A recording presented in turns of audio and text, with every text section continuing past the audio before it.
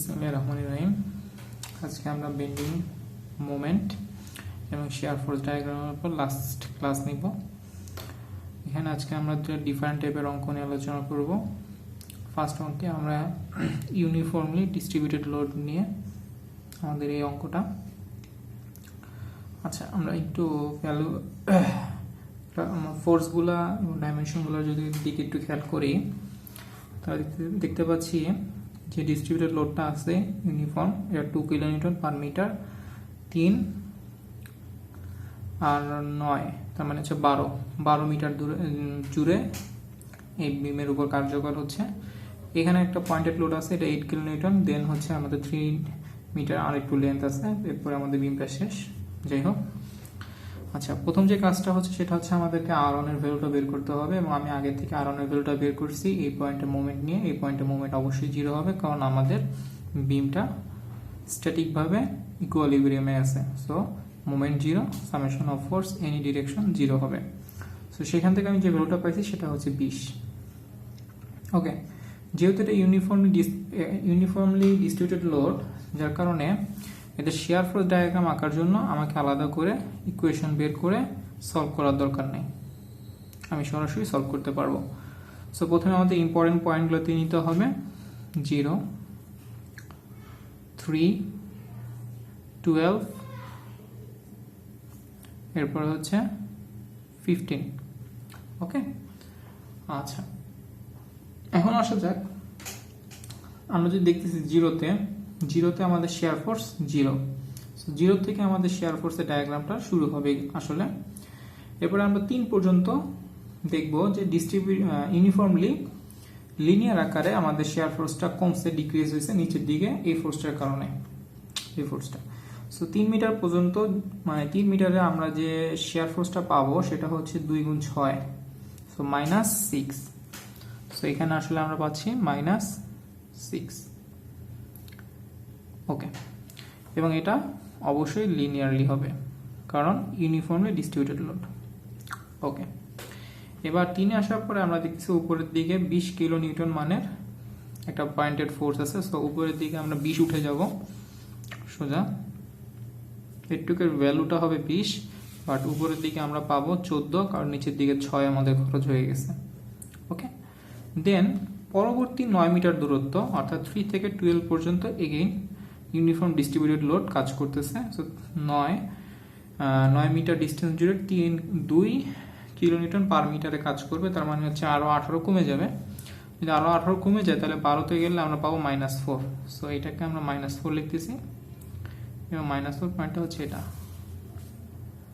So ডিস্ট্রিবিউটেডলি এটা কমলে মানে লিনিয়ার, এবং এটার যে স্লোপ এবং এটার স্লোপ সেম হবে, তার মানে দুটো প্যারালাল লাইন। এরপর দেখতেছি আমাদের আর কোনো লোড নাই, সো এটা সোজা যে স্ট্রেইট হিট করবে এখানে। সো আমাদের R2 এর ভ্যালু হবে 4, এবং এটা উপরের দিকে কাজ করতেছে বলে এটাকে আবার 0 করে দেবে। সো শেয়ার ফোর্সের শুরুতেও 0 হবে, শুরুতেও 0, শেষেও 0। বেন্ডিং মোমেন্টের ক্ষেত্রে একই জিনিস আমরা দেখতে পাবো। ওকে, সো এবার আমাদের চলে আসা যাক বেন্ডিং মোমেন্ট ডায়াগ্রামে। বেন্ডিং মোমেন্ট ডায়াগ্রামটা অবশ্যই আমাদের সেকশন করে করে আলাদা করে ছবি এঁকে বের করবো আমরা। আচ্ছা, এখানে যেটা আরেকটা ইম্পর্টেন্ট বিষয়টা হচ্ছে সেটা হচ্ছে আমরা দুইটা জায়গায় শেয়ার ফোর্সকে 0 পাচ্ছি, একটা হচ্ছে এই পয়েন্টে এবং একটা হচ্ছে এই পয়েন্ট। আমরা যদি একটু খেয়াল করি, এই পয়েন্টে আমাদের শেয়ার ফোর্স ছিল 14, আর ইউনিফর্ম ডিস্ট্রিবিউটেড ভাবে এটা কমছে, তার মানে 14 কমাইতে 7 লেন্থ লাগে, এখান থেকে আরো 7 বাড়বে, তার মানে এটা হচ্ছে 10। ওকে, সো আমাদের এখন ইম্পর্টেন্ট পয়েন্ট হচ্ছে 0, 3, 10, 12 and 15। আমাদের প্রত্যেকটা পয়েন্টকে বেন্ডিং মোমেন্ট ডায়াগ্রামে ইনক্লুড করতে হবে। 3, 10, 12 and 15। এখন মনে রাখতে হবে যেহেতু দুইটা আমাদের পিক পয়েন্ট পাবো বেন্ডিং মোমেন্টে, একটা পজিটিভ দিকে পাইতে পারি, একটা নেগেটিভ দিকে, একই দিকে দুইটা পাওয়া সম্ভব না। ওকে, চলো যে আমাদের সেকশন করতে হবে, এখানে সেকশন করে বেন্ডিং মোমেন্ট বাই করতে হবে। প্রথম সেকশনটা করব আমি এই 0 to 3 এর মাঝখানে। আমাদের ফার্স্ট সেকশনটা হবে এখানে, এটা হচ্ছে আমাদের ফার্স্ট সেকশন। সেকেন্ড সেকশনটা হবে আমাদের 3 to 12, মানে এই 9 ডিস্টেন্স লেন্থের মধ্যে হবে। আর লাস্ট সেকশনটা হবে এখান থেকে এখানে, অর্থাৎ হচ্ছে 12 to 15 এর মধ্যে, থার্ড সেকশন। ওকে, চলে আসা যাক আমাদের ফার্স্ট সেকশন করার পরে যে ভিউটা আমরা পাবো সেটা। ফার্স্ট সেকশন করার পরে আমরা যে ছবিটা পাবো সেটা ভিতরে ইনক্লুড থাকবে শুধু distributed লোডটা।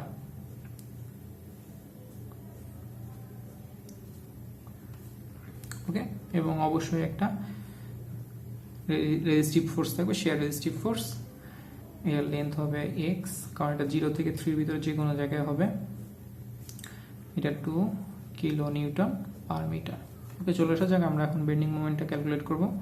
Bending moment at 0 to 3 আমরা যেটা পাচ্ছি 2x ইন্টু x/2। x/2 কেন হবে? কারণ এই যে এখানে যে ডিস্ট্রিবিউটেড লোডটা আছে, এই লোডটাকে আমাদের পয়েন্টেড লোডে কনভার্ট করলে হয় 2x, এবং এটা অবশ্যই সেন্ট্রয়েড বরাবর কাজ করবে, অর্থাৎ x/2। এটা গুণ করলে এইখানের সাপেক্ষে আমরা মোমেন্টটা পেয়ে যাব। ওকে, সো আমরা আমাদের এখানে একটা বিষয় ভুল হয়েছে, সেটা হচ্ছে যেহেতু ফোর্সটা নিচে দিকে কাজ করতেছে এটা নেগেটিভ হবে, সো আমরা পাচ্ছি -x²।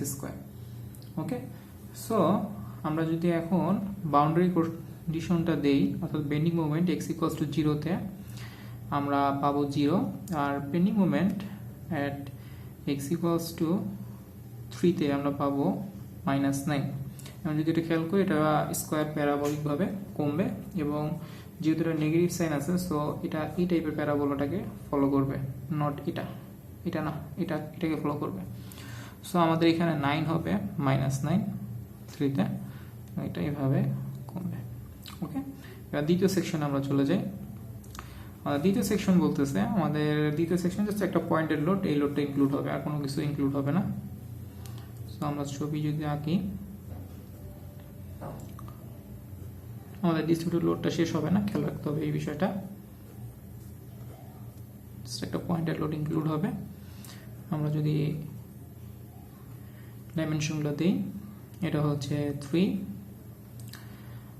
লোডের ভ্যালুগুলো দিব 2 কিলো নিউটন পার মিটার। এটা হচ্ছে আমাদের 20 কিলো নিউটন। এখানে একটা অবশ্যই উপরের দিকে অথবা নিচের দিকে, আমার সেটা বিষয় না, বিষয় হচ্ছে একটা শেয়ার রেজিস্টিভ ফোর্স থাকবে। ওকে, এই পর্যন্ত আশা করি বোঝা গেছে। আচ্ছা, এটার লেন্থ হবে অবশ্যই x। ওকে, সো আমরা বেন্ডিং মোমেন্ট 9 to 12 বের করবো এবার।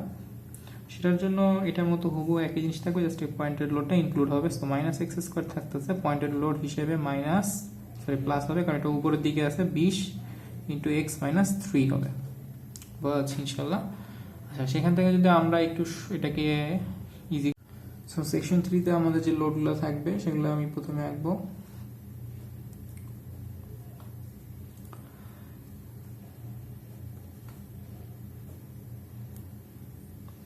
ওকে, এবার আমি ডাইমেনশনগুলো দিয়ে দেবো।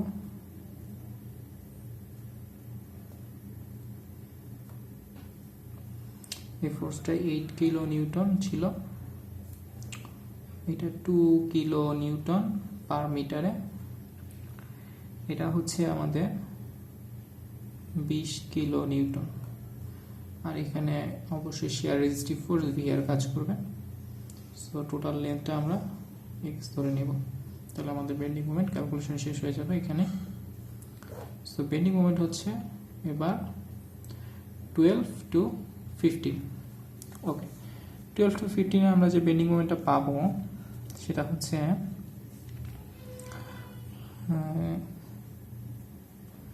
আমাদের এই যে ডিস্ট্রিবিউটেড লোডটা আছে, এই ডিস্ট্রিবিউটেড লোডটাকে আমরা পয়েন্টেড লোডে কনভার্ট করব।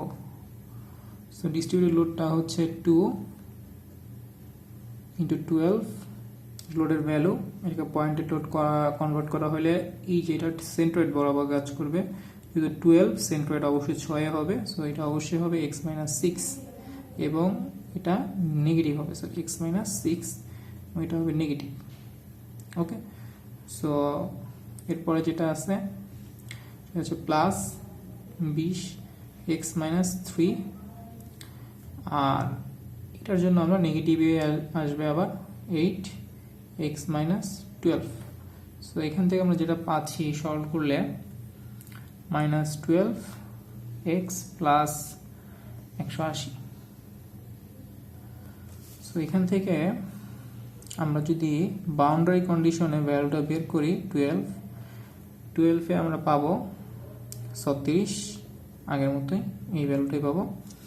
আর bending moment at x equals to 15 আমরা 0 পাবো অবশ্যই।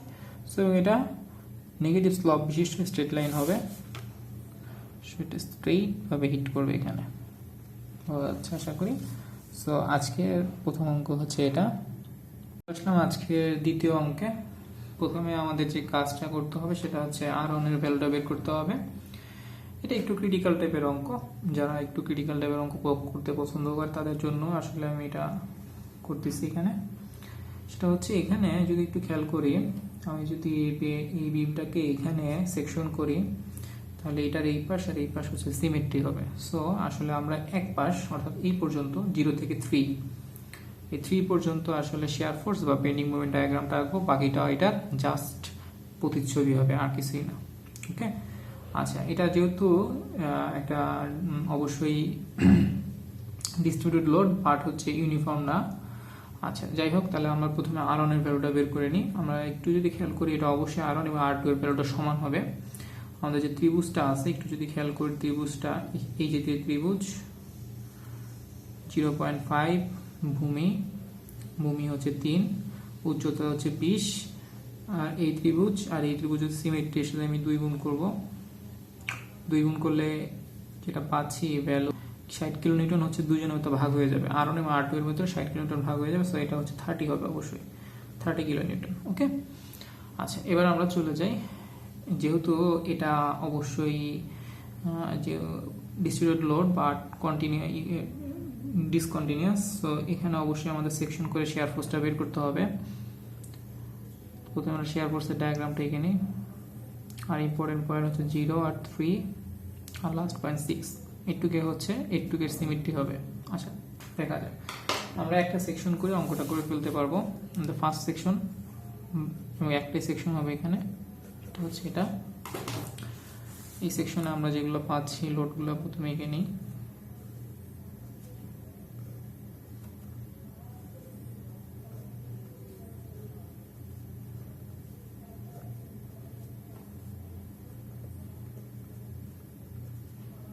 আচ্ছা, যেহেতু আমাদের লোড যেটা আছে ডিস্ট্রিবিউটেড লোড, এই যে এটা শেষ হয় নাই, সো এটাকে আমাদেরকে ওয়াই ধরে নিতে হবে।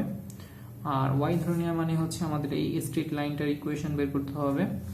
আমাদের এই স্ট্রেট লাইনের যে ইকুয়েশনটা আছে এটা আমরা খুব ইজিলি বাই করতে পারবো, কারণ আমরা এই বিন্দুটাকে 0 ধরে নিছি এবং এটা হচ্ছে মূল বিন্দুগামী একটা সরলরেখার ইকুয়েশন, অর্থাৎ y ইকুয়ালস টু mx হবে। এমটা হচ্ছে ঢাল, আর এটা ঢাল অবশ্যই হবে উপরে 20, নিচে 3x। ওকে, আচ্ছা, এবং এখানে আমাদের একটা শেয়ার রেজিস্টিভ ফোর্স থাকবে, ডিস্টেন্স হবে x। ওকে, সো আমরা যদি শেয়ার ফোর্স 0 to 3 বের করতে চাই, উপরের দিকে হবে 30, নিচের দিকে হবে 0.5, ভূমি হচ্ছে x, উচ্চতা হচ্ছে y। আর কিছু না, জাস্ট আমরা এবার যদি y এর ভ্যালুটা বসাই দিই তাহলে 0.5 ইন্টু x ইন্টু y হচ্ছে আমাদের 20/3x। সো এটাকে যদি সিম্পলিফাই করি তাহলে আমরা পাবো 30 মাইনাস 3.33x স্কোয়ার, নেগেটিভ প্যারাবোলার equation. So shear force at x equals to 0 তে সেটা 30 হবে, 30 কিলোনিউটন অবশ্যই। আর shear force at x equals to 3 তে আমরা পাচ্ছি 0, শেয়ার ফোর্স এগুলো 0 পাচ্ছি। এবার এটা নেগেটিভ প্যারাবোলা, খেয়াল রাখতে হবে। সো তার মানে হচ্ছে সে এটাকে ফলো করবে। ওকে, সো দ্যাটস মিন আমরা 30 থেকে শুরু করব আর শেষ হবে 3 তে যা 0 তে। ওকে, আমি বলছিলাম যে 3 পরে যে পোর্শনটা আছে সেটা হচ্ছে এই পোর্শনেরই প্রতিচ্ছবি হবে। আমরা যদি একটু খেয়াল করি এখানে একটু প্রতিচ্ছবিটা আসলে দুই রকম হতে পারে। এরকম প্রতিচ্ছবি হতে পারে, যদি একটু খেয়াল করি আমাদের প্রতিচ্ছবিটা এরকম হতে পারে, আর প্রতিচ্ছবিটা এরকম হতে পারে। এখন আমাদের বুঝতে হবে কোনটা হবে, এটা না এটা। এখন এই যদি নিচের দিকে লোড বাড়তেছে, নিচের দিকে এইটা ক্রস করার পর নিচের দিকে লোড বাড়বে, সো মুভমেন্টটা পজিটিভ দিকে যাওয়ার আসলে কোনো প্রশ্নই আসে না, নেগেটিভ দিকেই যাবে, পজিটিভ দিকে যাওয়ার প্রশ্নই আসে না। মুভমেন্ট না, সো শেয়ার ফোর্সটা নিচের দিকে, শেয়ার ফোর্সটা নিচের দিকে নামা ছাড়া আসলে অন্য কোনো উপায় নাই এটা। ওকে, আচ্ছা এখন যেহেতু আমরা শেয়ার ফোর্স এঁকে ফেলছি, আমরা বেন্ডিং মোমেন্টে চলে যাব। আমাদের বেন্ডিং মোমেন্ট ইকুয়েশনে ইম্পর্টেন্ট পয়েন্ট 0, 3, 6। ওকে, এবং এই ছবিটা দিয়েই আমরা বেন্ডিং মোমেন্ট আঁকবো। আমাদের বেন্ডিং মোমেন্টের ইকুয়েশন হবে বেন্ডিং মোমেন্ট 0 to 3, এবং একটু খেয়াল রাখতে হবে আমরা 3 পয়েন্টে ম্যাক্সিমাম বেন্ডিং মোমেন্টটা পাবো। সো এটার জন্য 30x, এবং এটার জন্য এটা যেটা হবে প্রথমে পয়েন্টেড লোড দ্বারা কনভার্ট করতে হবে, সেটা হচ্ছে 0.5, ভূমি হচ্ছে x, উচ্চতা হচ্ছে y, এবং এখান থেকে এটার সেন্ট্রয়েডে বরাবর এটা কাজ করবে পয়েন্টেড লোডটা। সো এটা হচ্ছে 1/3 x হবে। y এর ভ্যালু বসানোর পরে যদি আমরা সিম্পলিফাই করি তাহলে আমরা যে ইকুয়েশনটা পাবো সেটা হচ্ছে 30x minus 1.1 on x cube. আচ্ছা, আশা করি। সো বেন্ডিং মোমেন্ট অবশ্যই 0.0 হবে, কারণ আমরা জানি শুরুতে বেন্ডিং মোমেন্ট 0 হয়, শেষে বেন্ডিং মোমেন্ট 0 হবে অবশ্যই। সো 0-তে 0, bending moment at x equals to 3-তে, x equals to 3-তে আমরা পাবো 60। সো 60 হচ্ছে ম্যাক্সিমাম পয়েন্ট, এবং এটা যদি একটু খেয়াল করি এটা কিউবিক প্যারাবোলা হবে, যেটা অবশ্যই যেহেতু নেগেটিভ দিকে করা, সো এটাকে ফলো করবে, এই টাইপের একটা লাইন হবে, এই পর্যন্ত উঠে এটা ম্যাক্সিমামে যাবে, এটা 60, এরপর এটা নেমে যাবে, নেমে যেয়ে 0-তে হিট করবে, কারণ আমরা জানি এই পাশে সিমেট্রি হবে। সো আজকের লেকচার এই পর্যন্তই, পরে আমরা চলে যাব ফ্লেক্সার স্ট্রেসে পরের লেকচারে, সেখানে আমরা থিওরি অঙ্ক দুটোই করার চেষ্টা করবো ইনশাল্লাহ। সো আজকের ক্লাস এই পর্যন্তই, আল্লাহ হাফেজ।